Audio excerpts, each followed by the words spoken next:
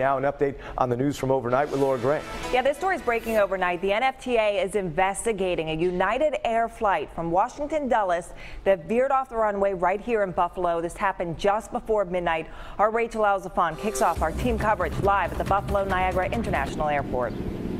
Yeah, good morning, Laura. We want to show you just how close the airplane got to Cayuga Road this morning. You can see the airplane, and then you can see, we estimate probably just about 100 yards from the road. Now, we also want to go back to the airplane to show you that it's become more active within the last few minutes.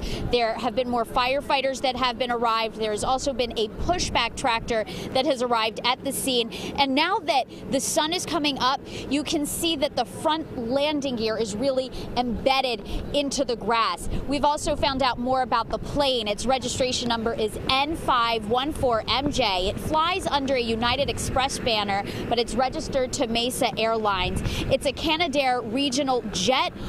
RJ 700. It's a twin jet, according to FlightAware. The plane circled 3 times before landing, according to passengers, and then it went off the runway into that grassy area that it sits on right now. And the plane actually did not make its landing on the main runway that passenger planes usually land on. So the main runway is still open and operating. The FAA and NTSB, of course, looking into why and how this happened. Now, there were 73 passengers on board. Matt Beauvais is here with reaction from them, and you tell me that how we just showed how the plane is very close to Cayuga Road. That's something they actually spoke about. Yeah, actually, one passenger that we spoke with, Jim Herr, was there overnight at the airport talking to everybody. He said, just thank God they didn't hit Cayuga Road because they really are that close. 100 yards might even be a little bit overcompensating how far away that plane is, but still, a lot of questions from those passengers. We spoke with around 5 once they got off the plane.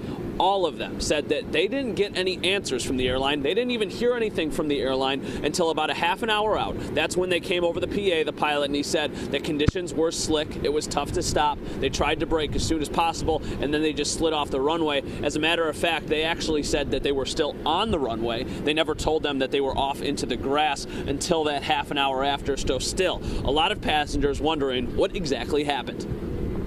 Terrible. He hit the brakes as hard as he could so he wouldn't go off the runway.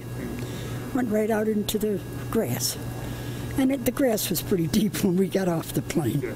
We were out there. When you got off the plane, what did you see? Grass and emergency vehicles. We had the police and the firefighters there. So that was the scary part. Some really powerful testimonies from the people that were on the plane. A lot of them just concerned about what would happen. Some people said that their biggest concern was that once they got off the plane, they saw that there were fire crews there, there were police cars there, there was the first responders, everything going on. And the circling that happened above the plane, some of the passengers that we spoke with said that that was a little worrisome. They thought at first maybe they just weren't ready to land, but then as they did see that the weather was starting to progress and it was starting to get a little bad, they thought there really was a problem now. Luckily, no one was hurt on plane. They said that a couple people that we talked to said that they were worried, they were a little traumatized, but no big concern. They're just happy that everyone was okay. So still, a lot of developing information happening right at the airport. We're going to be here all morning. We're going to see what's going to happen to that plane that's still sitting behind us. Stick here. We'll follow this all morning long. Reporting live for Rachel Alzafan, I'm Matt Beauvais. We'll send it back inside to you.